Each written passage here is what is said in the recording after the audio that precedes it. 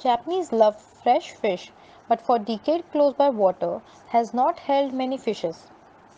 So, to feed Japanese population, fishing boats got bigger and went further than before. Further, the fishermen went fishing.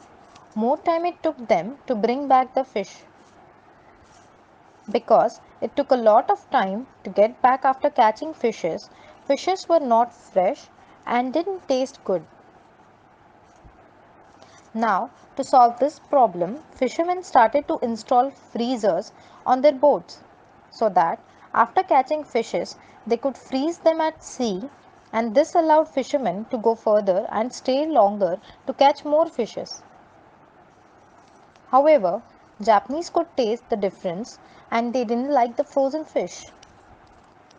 This made fishing company think for further solution and install fish tanks in their boats.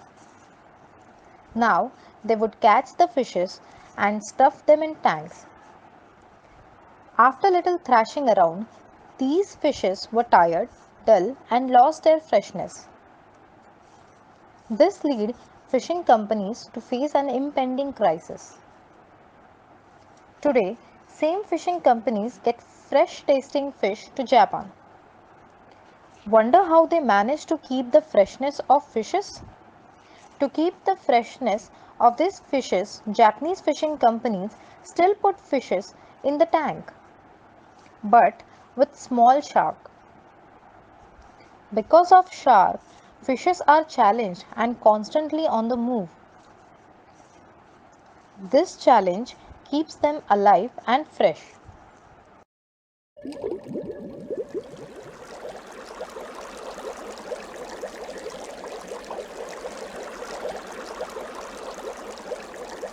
In our life, new challenges keep us active.